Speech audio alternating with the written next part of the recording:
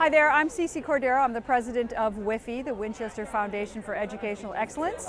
We have just recently wrapped up our Powered Ed campaign, raising $850,000 for the public schools in Winchester to improve technology. And now we are once again hosting the Laughs for Learning event, which will be at the Jenks Center. It's an Improv Boston comes out, and they're nothing short of hilarious. Centered on comedy in Winchester and sort of making fun of all of us who live here. And it's absolutely priceless, entertaining evening. It's Saturday, October 21st at the Jenks Center. We have shows at 7 p.m. and 9 p.m. Opens half an hour prior to each show where you can purchase an adult beverage. And don't come unless you're ready to laugh your socks off, because it is a very funny group of professional improv comedians. We have been in existence for over 20 years. We've raised, I don't know the exact number, but several $1 million to fund all sorts of stuff in the school. We've funded community gardens that are now at all the schools, all the elementary schools, all sorts of the technology with the computers. We do a lot of professional education for the teachers. It's absolutely anything that improves the educational experience in our public schools, from soup to nuts. Hello, my name is Aaron Apostolero, and I am a sophomore here at Winchester High School. I am part of the Winchester ABC program, where pretty much students from all over the country come to prestigious schools like Winchester High School for a better education and a better shot for their dreams. ABC stands for a better chance, and my favorite part about the program is that how much the town helps us to get a better education, have a better social life, and pretty much have a better life. And I want to go over to my other scholar, Jeremiah. My name is Jeremiah Colbert. I am a freshman at Winchester High School, and I am also part of the ABC Winchester program, where we're helped to get into better high schools like Winchester. And I think my favorite part about this program is the brotherhood and the close-knit friendships that you can make inside of the house. If anyone in the town or anyone out of town can help us with this program, any little bit can help.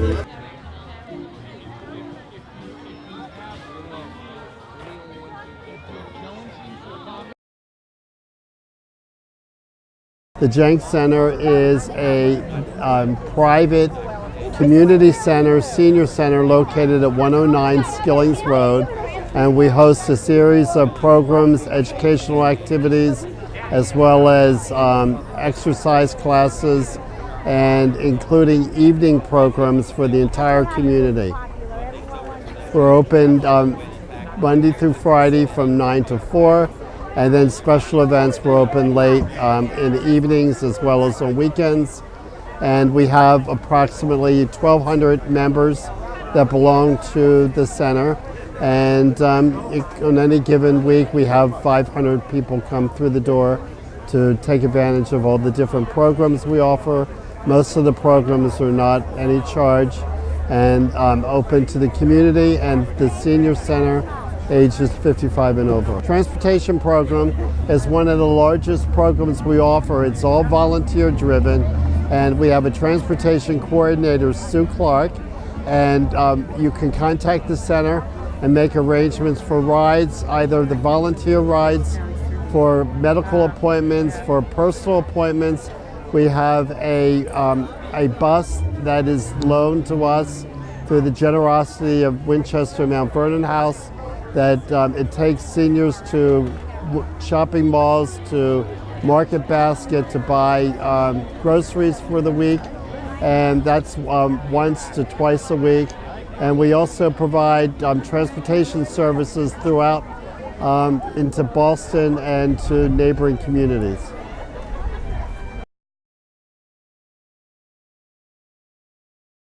Ashe, ashe, ashe, ashe, ashe, ashe, ashe, ashe, ashe, ashe, ashe.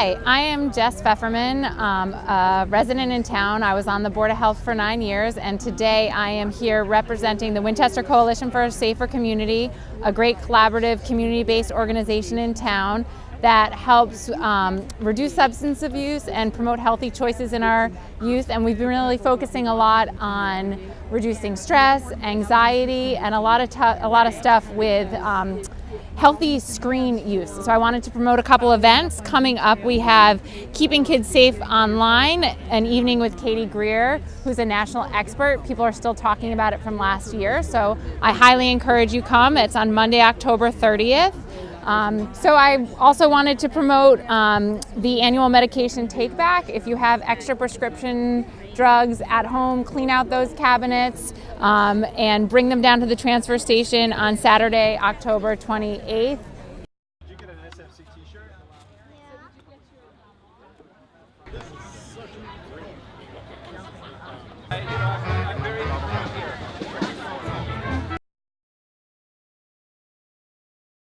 I'm Shelly. I'm Sophia. And we're part of Best Buddies, which is a global organization that works with kids with special needs and learning disabilities. This year, our main focus is to make one-on-one relationships that will last outside of high school and hopefully your whole life. So we're really trying to pair kids up with kids with special needs and have them do activities outside of school, like going to a football game or a volleyball game or school events. So what we do is we take a peer buddy who agrees to meet with their person with disabilities, so we just call them buddies. And so the person, they have to meet twice a month and talk once a week, and we just really want these like friendships to last outside of high school and for like a bond to be made between people.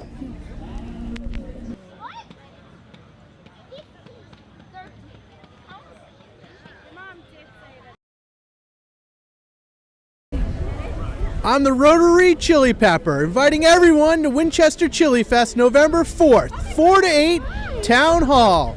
We will have 12 restaurants competing for the best chili in Winchester. You get to vote. Also, we'll have kids games, an ice cream truck. We'll have all sorts of fun for the entire family, beer and wine. Only $15 for an entire family to eat that night. $5 for individuals. Please join us November 4th at Town Hall for the 4th annual Winchester Chili Fest. I'm Susan Lewis, and I'm a board member of the Winchester MultiCultural Network. The network was established more than 25 years ago to try to make Winchester a more welcoming and inclusive and caring community. I've been involved with the network now for about 10 years. And it's a wonderful organization. We host a variety of public events. Recently did a series of civic gatherings to try to bring people with diverse perspectives together to work on issues important to the community to try to make it a more welcoming and inclusive place. And I'm Zena Marchant. I'm a new member of the steering committee, and we are very excited to get to work this year. We've already started a lot of programming that we're hoping that the community attends, and this is just a very important community organization that brings us all together to celebrate our diversity and to learn about different cultures. So today we're from the Department of Children and Families, and we're trying to spread awareness for recruiting foster homes. Right now there's an incredible need for foster parents and helping to place children in foster care. So today we have materials. We're just trying to spread the word, see if anyone has any friends or family or anyone willing to kind of open up their homes and help out these children in need. So, anyone who's interested in becoming a foster parent, we have a number you can call, 1-800-KIDS-508. You can also visit mass.gov/DCF for more information about becoming a foster parent. I'm Marty Mahoney. I'm president of the Winchester Soccer Club. We are promoting our new facility called Winchester Community Park, which is located off of Cross Street. It is a multi-field facility. We're going to have 2 full-size, what's called 11v11 turf fields with state-of-the-art turf, some of the best artificial turf that is available, and one of the few facilities actually in the United States that has this type. This is a facility that is located on a brownfield, so it was otherwise unusable space in town that we have privately funded and are building the facility for use for the soccer program. Our soccer program right now has approximately 1,600 players per season playing across from grades, well, really pre-K through high school. And this will be an opportunity for not only for our players to play on some of the best fields around, but also a way to free up space for fields in the rest of the town, because of course our fields are at a premium and are overused and don't really have an opportunity to rest. So we feel like we're not only benefiting our program, but the town as a whole.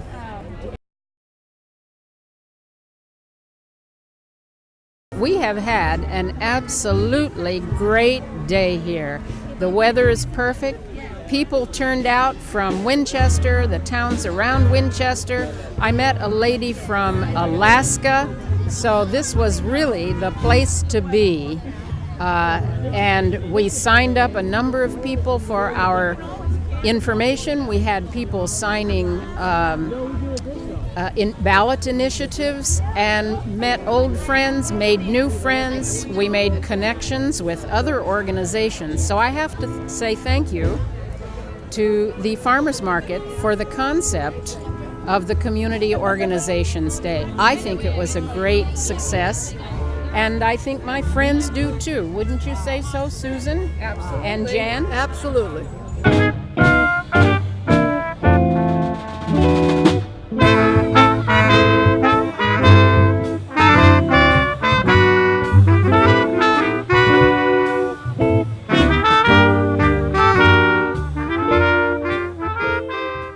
From climbable.org, which is a small nonprofit, and we communicate about climate change in clear, plain language, and we take it in manageable chunks so that people feel that they can do something and don't feel too overwhelmed, because the issues are big, but there is always something that every individual can do to reduce greenhouse gases, to get involved. Some of the things we do to make people aware of climate change, we have a podcast called Behind the Switch.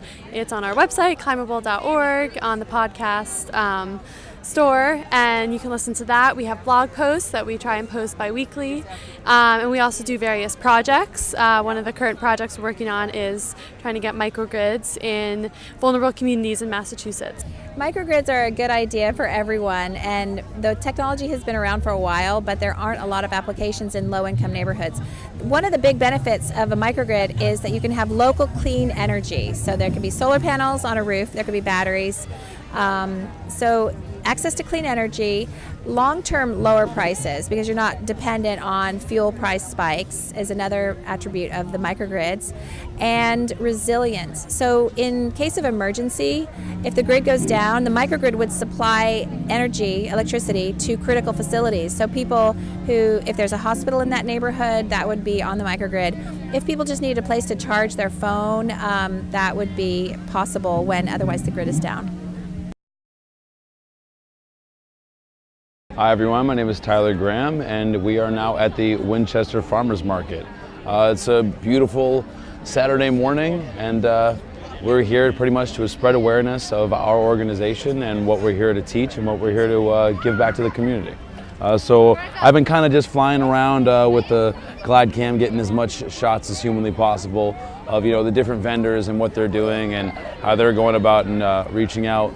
I've had a lot of people come up from organizations we've helped, like the League of Women Voters, the Rotary Club, the Inca Society, all coming up and telling us how grateful they were for having us, being able to help them with their projects in the past. So I'm really I'm hoping to grab some new members and see if we can't make our membership that much more diverse and that much wider.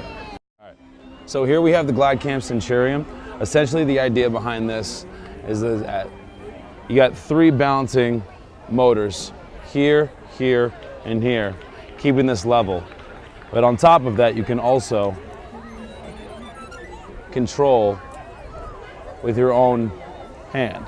So any way that you want it, you can have it follow your movements or stay locked in place for that perfect gliding shot that I've been getting around the entire farmers market this morning. The best part about this is the fact that the smooth production of it and how good it looks without any editing kind of just takes the whole issue of trying to be professional out of the equation. So with this thing, if you come to WinCAM and you come to me and you want to learn how to use this, I can teach you how to make your production look like it was done by Steven Spielberg himself. And I give you that as a promise. Bread.